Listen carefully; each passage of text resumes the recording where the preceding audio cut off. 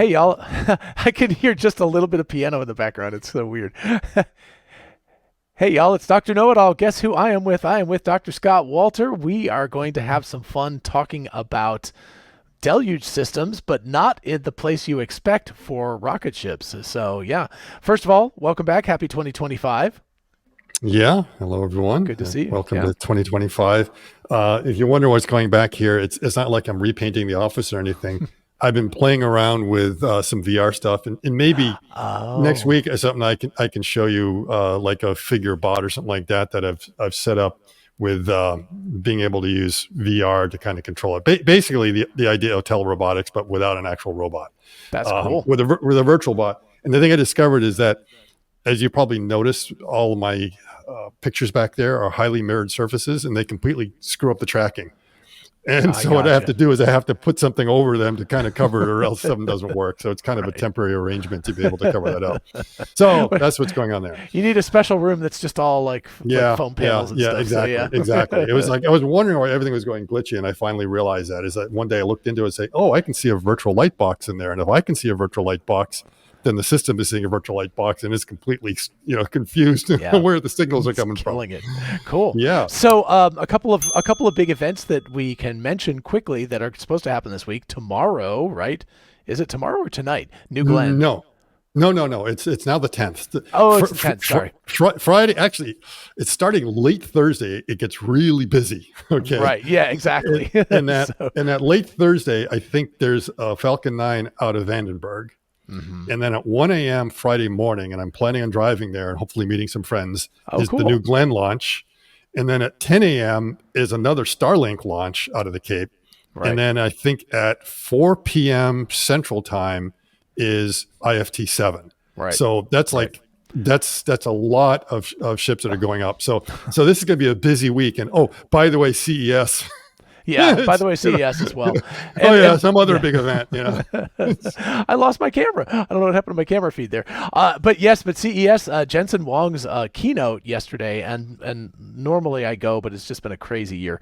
But his keynote yesterday was amazing. I'm going to do a video about just a small section of it soon, so expect that one too. It was interesting. He was talking a little bit about tokenized motion. That's something that we've talked about, and I sort of thought about. The whole idea is that you look at the motion and it really comes down to gestures. So while you have like an infinite number of movements, if you think of like normal letters are a type of token, right?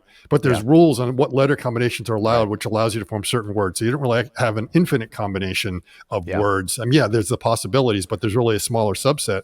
With motion, it might be the same thing, that you could think of gesture control, that each finger position can kind of represent almost like a letter of some sort, and you combine them in certain ways to get gestures. And some gestures are going to be more common. Those are the words that kind of pop out, and you begin to look at that. And then you could say, that's how you would actuate motion, is by looking at that way. So the way he talked about it kind of fit into the way I thought it's going to work in the future as you tokenize motion, thinking of it that way. Right. Yeah. The other option, of course, is to do it by deltas, which means you're tokenizing only. Change this by 2 degrees. Which is the old school way of doing it. It's kind of how we're doing it. We think of everything as infinite things in there. And so I think if you discretize it and really think of it as that, there are typical positions of my fingers that I will use, and some combinations that are difficult. That once this finger gets down, these others want to come in there. This idea of them all, that's like a difficult letter combination. Right. And then, again, some people will find that's kind of a hard thing. There's just certain positions that are hard. And so rather than having the infinite possibilities, you begin to realize there's some discrete ones, and some very common ones we used to grab, like grab the bottle or lift up an egg or something like that, are going to be made up of certain kind of gestures. But we are kind of are going off in a different direction here than we were thinking. Well, we need to talk about that too at some point. But anyway, end of the week, I missed the fact that New Glenn got pushed back. End of the week, we could have 4 launches with 2 launches really within big 24 hours. Yeah, within 24 hours. Including 2 gigantic rockets. Exactly. So there's kind of like within 24 hours, there's 2 Falcon 9s and 2 really large ships. And the thing is, the New Glenn is bigger than the Falcon Heavy. So we are talking about something that's pretty big. So I'm not sure if it's quite Saturn V, but pretty darn close. Yeah, exactly. It'll be very impressive if and when it gets launched. Yeah. So, and which is going to be, what's going to be really interesting is like, it's also the same thing with Starship, as I was assuming that I might be able to see it here, which is about 150 miles away, because Falcon 9 launches when it's clear, very easy to see. And that's because it burns kerosene. And so you get that soot trail, which glows really bright orange. It's very easy and it's nice to take pictures from. Yeah. But when it's burning methane, there's nothing to see. And so even though it's a 1 a.m. to 4 a.m. kind of launch window in there, and which means it's going to be a big rocket, but maybe almost a disappointment that you don't see a whole lot. Right. And why they're deciding to do it in the nighttime, I'm not quite sure why. That does seem very bizarre to me too, because it seems like the first launch, you'd want to have a lot of light on it to be able to see all the first few seconds of the launch, because there's a lot of stuff that's happening. It was the same with Artemis. Remember, Artemis went, but the reason it went in the morning is because it was destination moon. They had to launch at a certain window, and because everything got pushed back, they had wanted to launch during the day. But you had to wait. The moon has to be a certain, depending on where it's in its orbit, that determines when they had to launch. And they were getting so tight against the expiration on the flight termination system and so many delays in Artemis. It was like either that launches now or it's just like too late. So they had no choice but to launch. I think they launched at 3 a.m. or something like that. I was there. I remember it was dark, and then it was bright. For New Glenn, that's not a restriction, of course, because it's just going into orbit. So I don't know why. Exactly. It then. And that's weird. I think first New Glenn did have like a payload that was destined towards Mars, so that might kind of dictate what your window is. But in this case, it's just going straight to orbit. And I don't see, unless it's a particular, I think there's a dummy payload. I don't think there's a real payload in it, so it doesn't matter. So it could be that it could be because of range anxiety, getting the range cleared. It's like a lot easier to make sure there's no boats in the way at 1 a.m. than it is at 1 p.m. Yeah.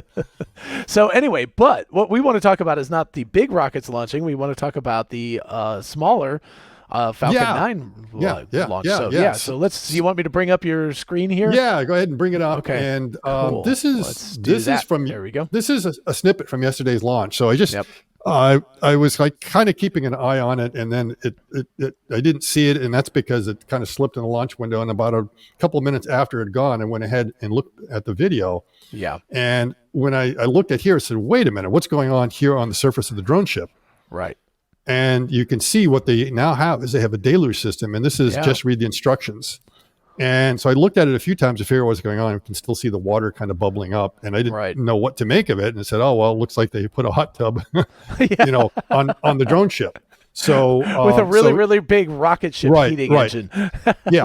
So we can see that. And I was not aware of this at all. And so I checked the previous launch on January 3rd, and there was no deluge system on there. So I assumed that this was like the first time they had done that.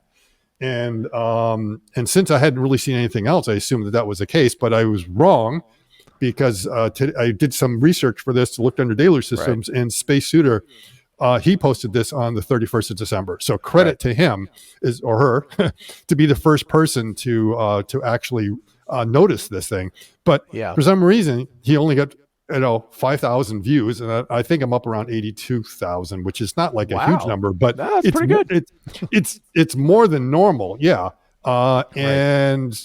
but no one had kind of noticed that. So it seems like just one drone ship, just read the instructions, has it. A shortfall of Gravitas does not, because that was a January 3rd one. And this I is actually the preview. I did a little bit of research, and there was at least talk about it in mid-December. I don't know if there was an actual launch that had that, but I think it was the 14th. There was something about that. So maybe I have to go back a little bit further, but that was kind of the first time I'd seen that.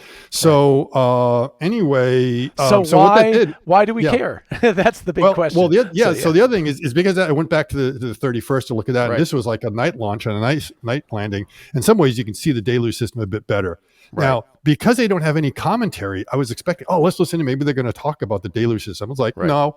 All they do is like T minus 30 seconds to, 10, 9, go Falcon. It's like, come on, there's a little bit more. But we can see, again, it bubbling up, and we can see in both cases, they landed similar, but a little bit different, because they don't always land exactly in the same place. And that raises a lot of questions. So here we can see the sprinkler system that's there. I'm assuming it's a pop-up system, but it could be wrong. Right. It looks like nothing so much as like the lawn system that you have that goes boop when it gets pressure under it and then goes back down. It could potentially, and there are actually 4 here. I mean, 2 of these are very prominent. Maybe it's because they're so close to the camera versus these others, but I've even noticed in the vertical views that it doesn't show up as well as these 2. So it might be these were pumping a little bit stronger.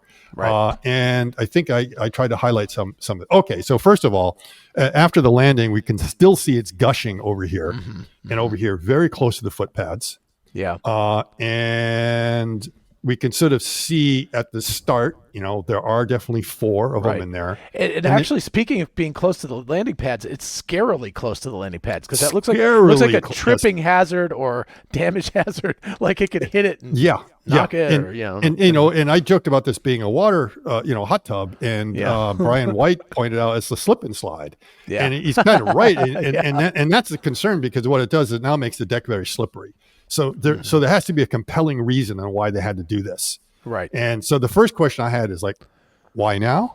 I think they've had their 400th launch. Maybe 300 of them have landed on drone ships or something like that, or it's 200 and something. Well, and they're also increasing the cadence even more this year than they did last year. So yeah. Now, and these drone ships are like, I think they have a return trip of, like 5 days. They're out and back and recycled within 4 or 5 days. So if there were like maintenance issues or, that you're having problems with it, you think they would have discovered it by now. And it's like, oh yeah, it takes us 3 weeks to always get them out because there's like all this refurbishment. It seems like there's not, or maybe there is. And it's finally beginning to realize that they need to do something about that.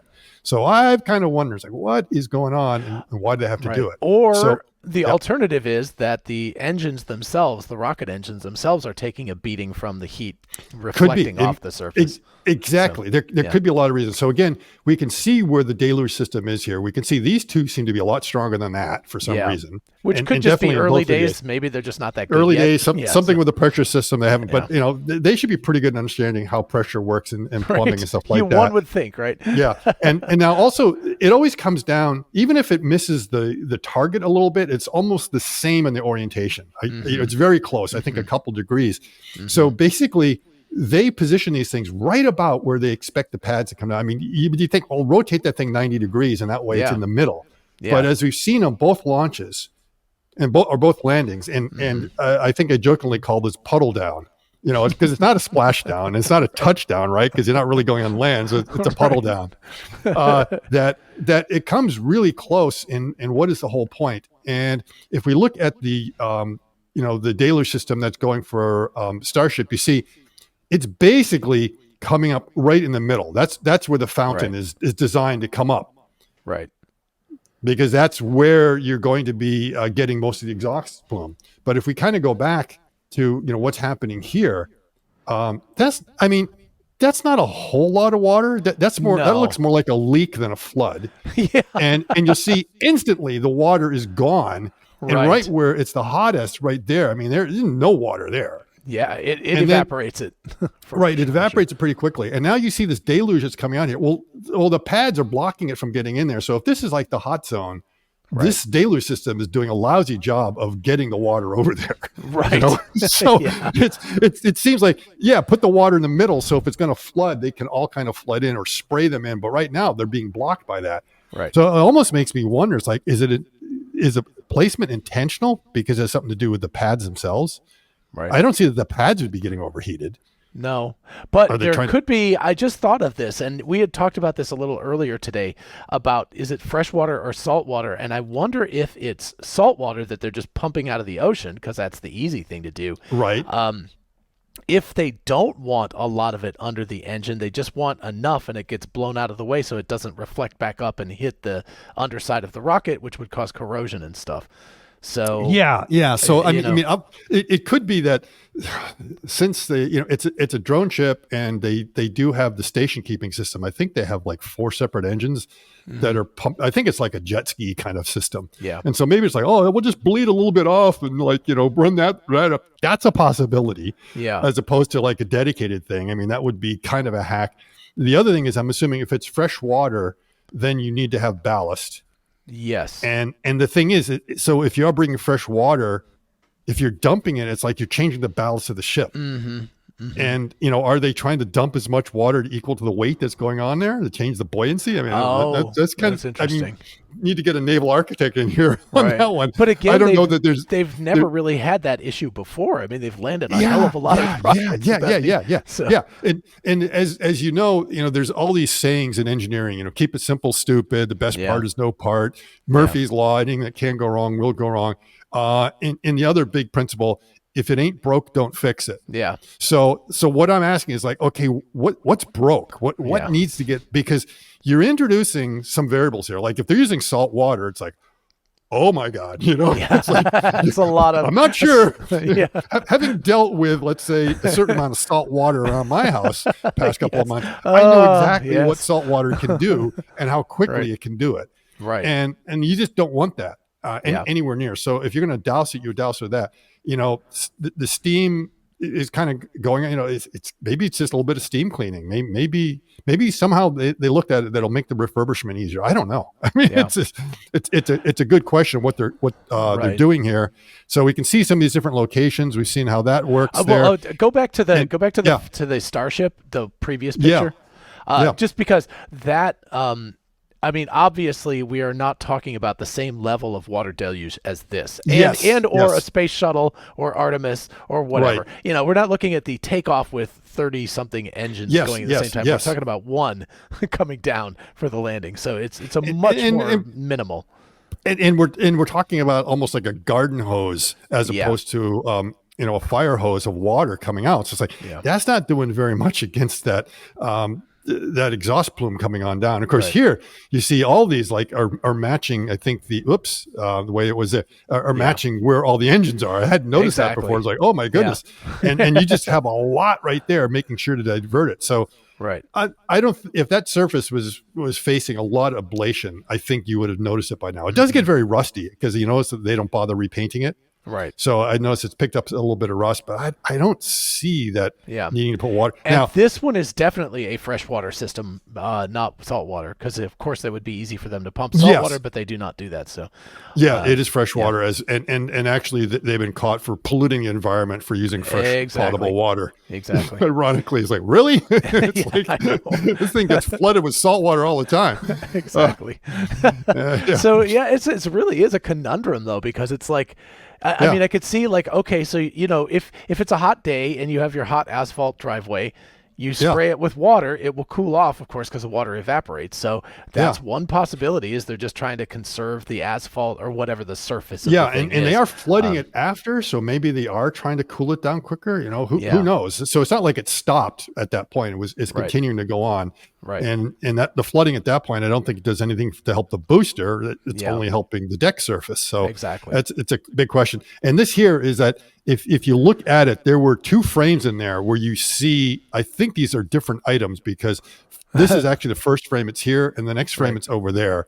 And I don't know if that's just, a small blade of grass that happens to be in front of the camera that makes it look huge, or whether it was something else that, the deck definitely got cleaned.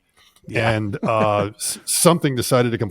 And again, this kind of brings in all those potential dangers that you don't know what you're introducing into a working system. Right. If the system has not had any issues, why risk it? And why risk it now after such a long time? Right. And if it's because they are concerned about degradation of the drone chips or the boosters, and they want to get more life out of it, you know what that means? They're planning on having a longer tenure of lifespan or lifespan Falcon 9 for the Falcon 9, as opposed to like, it's not like, they're going to be replaced by Starship overnight. Right. So what that means is I think that the Falcon 9 is still going to be around. And I think they have talked about it at least running through 2030 or later. Right. I think they have already most of the launches kind of set up for that. But that's kind of it. And also we have to remember, what's the max number of landings we've had? 24 now. And originally they were spec'd to land to be 10 times. So that was the boosters. Yeah. And they're now at 24. So maybe what they're doing is they're like, hey, we can make these suckers last a long time. So let's take a little better care of them than we have been doing. Yeah. And the question is that helping the booster? Is again, like you say, maybe it's just making it a little bit cooler down the bottom. Maybe that steam really comes up and helps to get whatever. Yeah. I mean, you can see how most of it is moving this way clearly. So it's like there's not that much water, but there is some steam. Right. And maybe it actually, maybe the whole idea is that they're getting a lot of that flame is reflecting back up on the booster. And now maybe somehow that's some way of trying to pull it away. Well, I mean, the whole reason why you do it is because water has a very high heat capacity. There's a second thing that we hadn't thought about too, which is not just the heat, but also the sonic vibrations, because that's one of the big reasons why flame diverters exist. Yes. And why people were like, I mean, look at which IFT flight was that where they didn't have a flame suppressor and they got giant chunks of concrete and stuff that came flying off. Everything gets kind of broken up on that. So it's that could be a point, but again, I don't see the volume of water being there enough. And I think one other thing we talked about earlier is that maybe it has absolutely nothing to do with the drone ship or the Falcon 9, but engineering data. Yeah, exactly. That they're running a scientific experiment here to learn something, and maybe it has something to do actually with the Starship program to learn a little bit more about how exhausting, how much water you need, what to kind of do. Are they thinking of ever landing on a drone ship? That's what I was wondering. Of either the Starship or the booster. I don't think the booster. None of them have legs. That's the problem. Yeah. So they have to be caught. But let's go back. Yeah, but I mean, you could build a drone ship with a landing tower that would catch it, but it's still going to be. So let's say it only caught the stars. See, this makes me think back to way back when it was the BFR and they had the little intercontinental hops that they said they would do. Yeah. I mean, this would be kind of a cool situation. You could launch that thing off the ground, but then catch it. They were saying you'd have to launch it offshore. But anyway, that you could launch it offshore using a ship like this and then catch it. Maybe without a tower. If you're doing something like that, I think maybe you actually put. Well, no. But anyway. Well, what you might do, because you didn't really have a tower for the Starship hopper launches. It's like you pretty much, if you just put it on legs. Yeah. If you had a dedicated one, just for the intercontinental, maybe you have legs that retract or don't retract, but they're just there, and you launch off of that thing, and then you land on that thing, and it makes the refurbishment and everything like that. It could be that there's something else going on here besides actually trying to improve the life of the because they only put it on one ship. And maybe because they want to try it out and see the results. And then from that, then say, okay, are we seeing a difference? And then we'll go ahead and outfit the rest of the fleet. Right. I think that's the big thing is it's like, so there's 3 drone ships. If we only see it, is it just to read the instructions? Is that the one that has it? Just read the instructions. Yeah. So if they only keep it on that, then maybe it's more or less engineering data they're capturing. But if we see it expand to the other 2, then it's probably then we know that there's a benefit. There's probably some benefit to doing it because there's an upside and a downside to all this, and I'm sure they had some pretty interesting discussions about that. And that's the first thing I would say, hey, if it ain't broke, don't fix it. Exactly. And prove to me that there's something that needs to be fixed here, because it's risky when you introduce anything like that. Well, and just a team of people had to dedicate a lot of time, which cost a lot of money. They had to redo the ship. This is not something that you just go like, oh yeah, on a Sunday, you're like, yeah, let's just do this. Let's put the sprinkler system out there. There must have been some data someone saw, they went through and they said, we think this will help. And then they ran the analysis and they say, okay, the cost benefit is it really is worth this. Because it will give us this extra benefit, and maybe it extends the lifetime, or maybe it improves the turnaround time. It may be that the maintenance guys just noticed, there's this one thing that's just kind of overheating, and if you guys could cool it down a little bit sooner, it would be much easier to refurbish, and maybe that's it. As simple as that. And again, it could be as simple as there's just like a lot of sonic vibrations that are hitting back up into the rocket. Reflection, belly. Reflecting sound and again, waves as it comes down. So. Water does, when it gets turned to steam, it carries away a lot of that heat. So it could just be reducing a little bit of excess heating right at the last moment when it impinges on the surface. But I am concerned about it's a slip and slide, and if you happen to have a little bit of wave action, they might say, well, we don't run it. It has to be a really calm day. Yeah, it is. Yeah, unless they're also putting little grippers on the bottom of the pads now. So you got little as the pads come out, there's little rubber grippers or something. But that seems again, why that's expensive and risky to do something like that too. There is something that does go out and holds it in place. So they do have what they call it, the Octobot or something that goes out. Well, but that's after it actually lands, though. But I'm just saying, after it lands, on the pads themselves to keep it from slipping. But maybe that's why they get suction cups on there now. That's why they're making it wet. It's like an octopus. It comes out and goes. Who knows? Maybe they did, and we just don't know. It's like that's why they want it wet. See where those suction cups to work. They're gonna smooth out the whole deck. So I was thinking about that because I've become really obsessed with airplane accidents. I watch Mentor Pilot now, where he is a pilot, and he goes through how they make these mistakes. And there was one episode where it was in Colombia, I think. They'd resurfaced the runway, but had not cut the grooves in it yet. And so it started raining, and there was just water standing on it, and so the plane, skidded and everything. So but I noticed that the surface of the drone ships is very smooth. It does not have grooves in it. It doesn't. I think it's just a welded surface, flat surface, steel plate, and whatever the normal surface roughness of that would be. It was painted at one point, but I don't think they've bothered giving a paint job in quite a while because there's not enough time. But there's not holes in it. You could have holes in it to drain it. They don't do that. So if there's a rain squall or something that happens right before the rocket lands, you effectively get the same thing that is going to happen here anyway. Well, I suppose you could just do something like just tip it a little bit and the water just runs right off, right? Yeah, there you go. It's just Grant. There's also, by the way, for people who don't know, if you bring that picture back up again, I don't know if you can do that, but the picture from up on top when the Falcon is landing, you can see that the drone ship is actually moving through the water. There's a wake because it's able to be more stable if it's in motion rather than stationary. Okay. Yeah, it could be. I was wondering about that. Let's see. And I just have to find again, where are the controls for StreamYard here. And I'll just go ahead and share that again. Yeah. So we'll find it. Entire screen. Yep. Okay. And this is going to be interesting. Yeah. Share. Okay. And we got us over here. You got to move yourself out of the way. Yeah. There we go. Okay. So we should be out of the way. And if we go ahead and look at this again. So you see there's a little bit of wake coming out on the left-hand side of the drone ship there.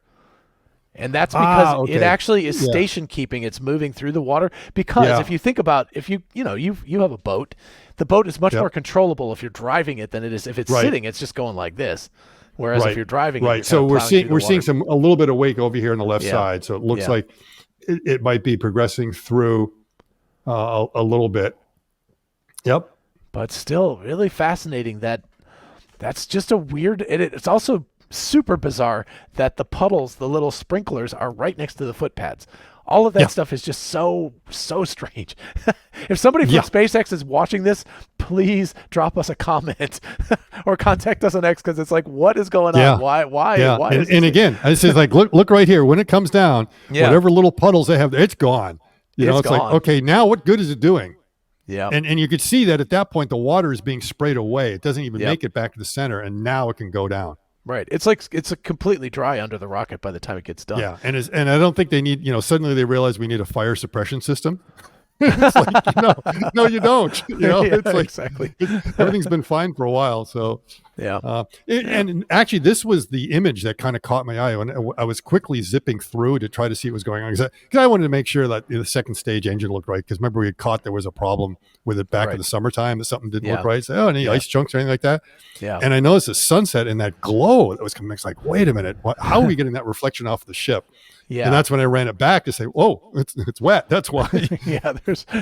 There's something going on here, people. Yeah. But they don't do audio streams with this anymore, right? Actually, this one there was zero audio. The previous ones you get the countdown, and I was listening to this one, and I thought there was something wrong with my earbuds or something like that. And I tried it on a bunch of different devices, and there was zero audio, no countdown or nothing, no commentary. I was what's going on that we're not even getting the normal banter that goes back and forth with the flight controllers. So Yeah.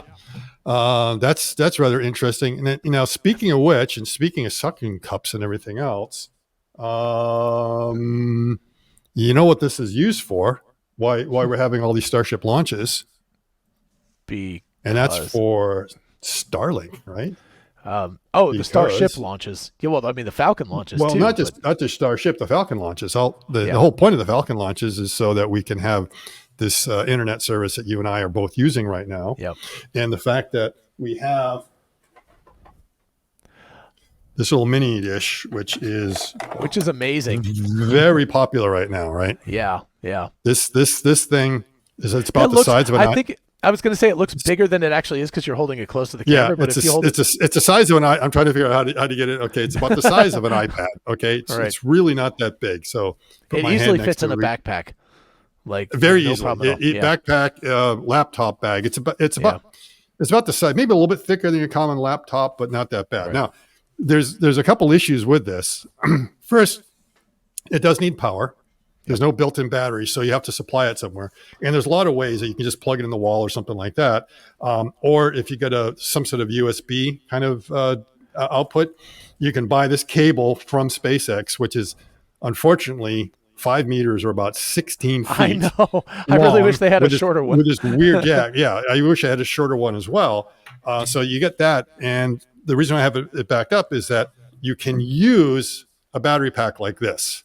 So this is 100 watt, and anyone that's thinking of getting a battery, I strongly recommend you get at least 100 watt because I get another battery, which I thought was going to be more than sufficient, a 65 watt that produces enough voltage and everything else. And I thought it was going to work for sure. And when I plugged it in, this is a weird thing about this cable. By the way, if people are interested, I will put links to all this stuff in the description. So you can, because Scott actually helped me out because I got a mini and he was like, get this battery, get these cable, all that kind of stuff. Now, if you look at, you may not notice it, but like right in there is actually like a LED on there. There's an LED.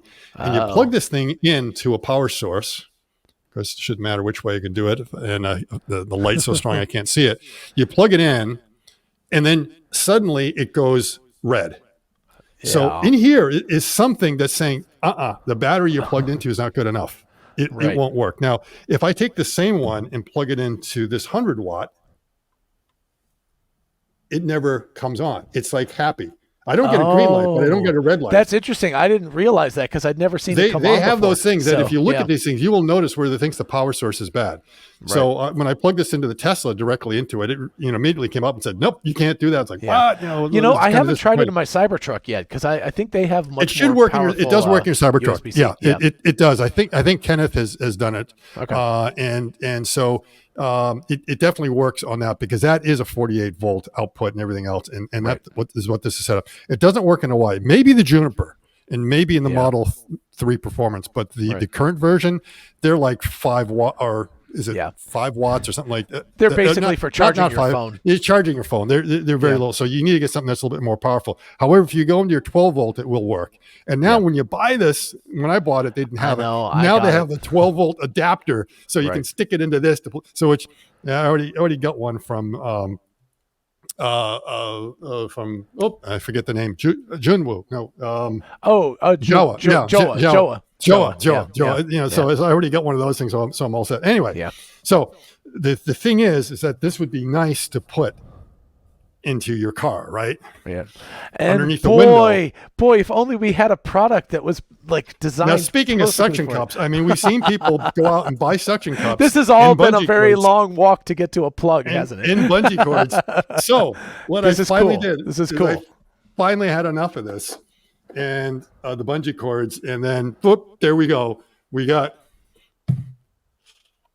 that, and then that one there, and I had to look for like different suction cups that would be just right. Some of them are like too strong, some of them are too wimpy, stuff like that. So there, you can just make some. Now, I'm not the first person to come up with. You go on Etsy or Amazon, you'll find all kinds of people that are doing something like that. But I just decided I wanted to come up with my own design, run it on my own printer, and see what it can come up with. So, and by the way, thank you, Scott. That was an early 60th birthday present from Scott. So I now am the proud owner of one of the going ballistic mounts as well. Yeah. So now cool. The other thing is that for anyone that maybe not be familiar with this comes with a couple of different mounts that you can put in here. So one of them is this one. and that's like a little kickstand. You put it on down, and that will kind of keep it at that preferred angle. And then you can plug it into your battery pack, which is somewhere else. But that means your battery pack is somewhere else. And I'm like, I don't like this configuration for being able to do it. So I've been working on a couple of different designs. I end up coming up with this one. And the reason why that one is set up the way it is. Wow. Did you get the specs tight enough that you can actually plug it in? And it will kind of tip down to the preferred angle.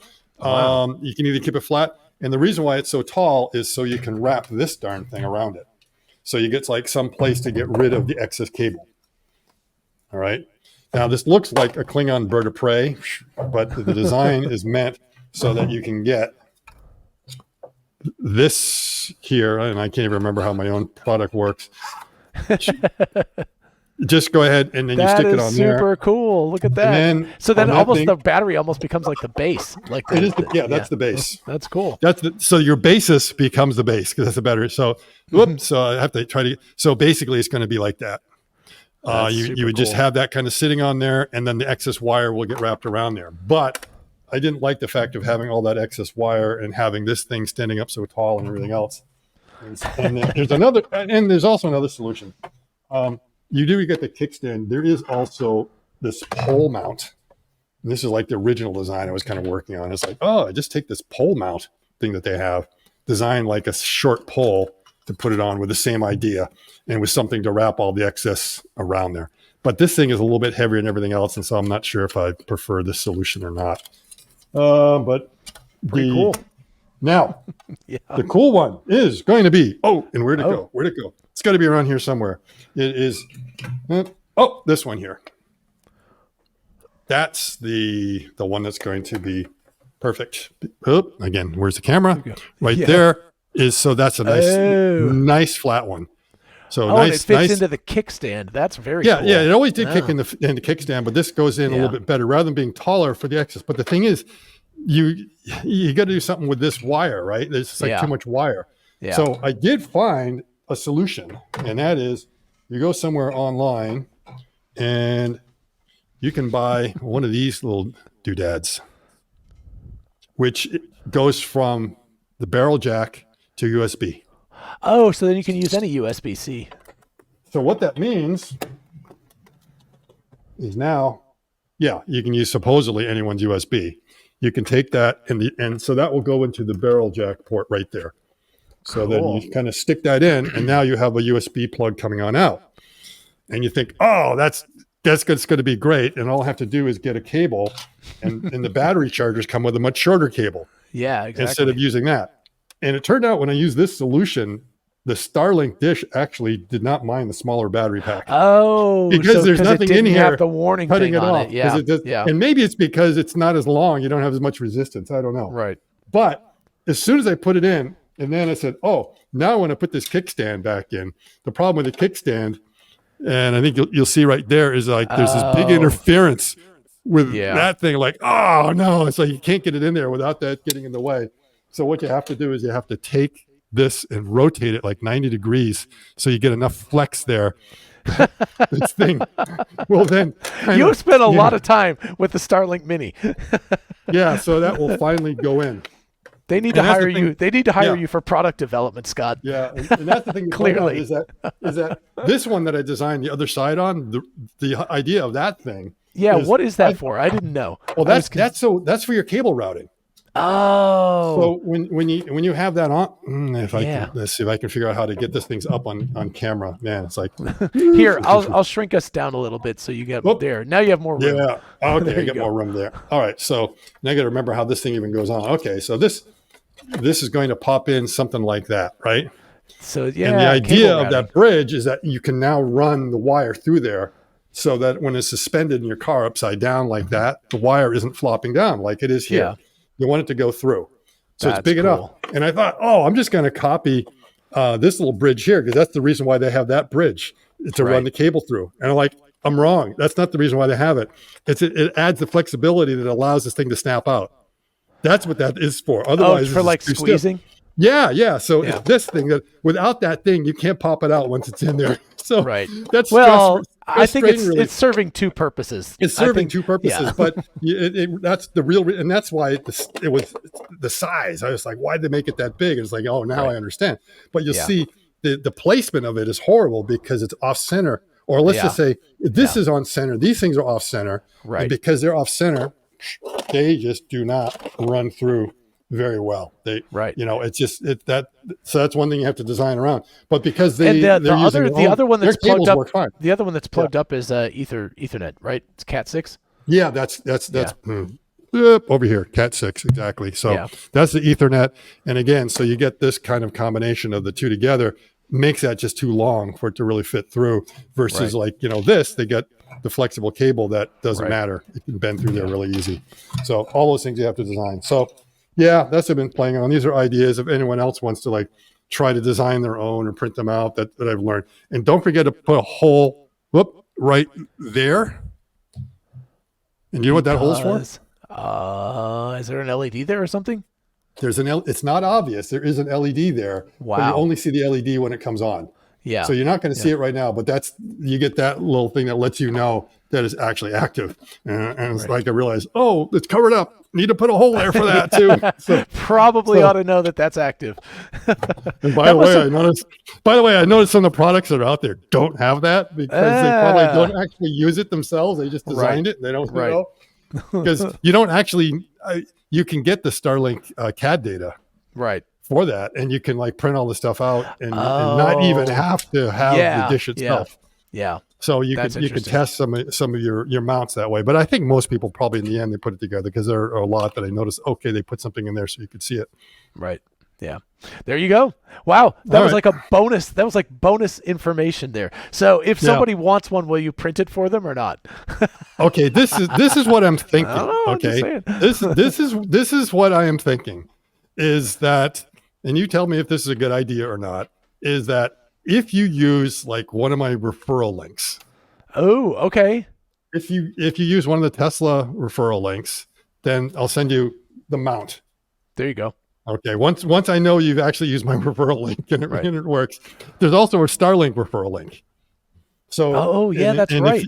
If you do that, then I can send, and of course, if you use both, then I'll send you both. But I think most people that are, if they're buying a Tesla, they probably want this thing to go with that. And if you're not buying a Tesla, maybe, but we can always negotiate what it is. So it's I'll try to. Now, the print quality is okay. Don't hack me on the fact that the final finish may not be picobello perfect or anything like that because it's just a simple 3D printer trying to get it to work. But we'll come up with something. I think it's great. I thought the tolerances were excellent. I was able to slide it right onto the Starlink and no gaps. And that was a little bit of playing around to try to get it right. Yeah. And I had it too tight at first and a little bit too loose. And you try to get everything in. It takes, you have to print it a bit to get it to get those tolerances right. Anyway, cool. And now that I know that the cable run, I was like, I should have realized that. I was like, why is there this thing on the one side? But it was. That's what it's there for. Yeah. Ta-da! All right, and I'm gonna have to get that little USB to barrel jack converter link from you as well. I'll put all that stuff in the description. Where I found it, they send two. Oh, cool. So you'll have a spare. Yeah, nice. But I like that because they're rated for 20 volts. They're rated for PD 20 volts. So they are really meant. Yeah. Because I would probably use the Tesla one if I was going to be putting it in weather. If it was raining or something, but I think as long as the day is nice or something, it would. This thing is also. If you look at that, it's also got the gasket, so it's probably IP56 as well. Really? So you think all the way to the USB-C? Okay. Well, anyway. Look at the two. Can you tell which one I'm Well, holding? no, I wasn't talking about the barrel jack. I was talking about the USB-C connection in the back. That was the thing I was a little more worried about. Yeah. When you're putting it, I want to have the battery out there, but usually this is the thing that's out in the weather, and this is the part that's not, which is why you have the 15-meter run. Exactly. No, it's fine for normal, but if you just want that short run, I was just saying don't use it in the rain. If you're going to use the short run. And the reason I want the short run is I think it's more convenient for backpacking as well because this actually has a lot of mass. Not only does it take up room, you'd be surprised how heavy this is. Right. and when it comes to your backpack, every pound, matters after a while. And it's well, it's a question between carrying that thing or some extra water. Right. I'd rather carry the water. Yeah. Yeah. And again, it looks like, so 100 watts, you'll be safe, especially if you want to use a Starlink. You could get battery. away with some other cables. It's pretty cool.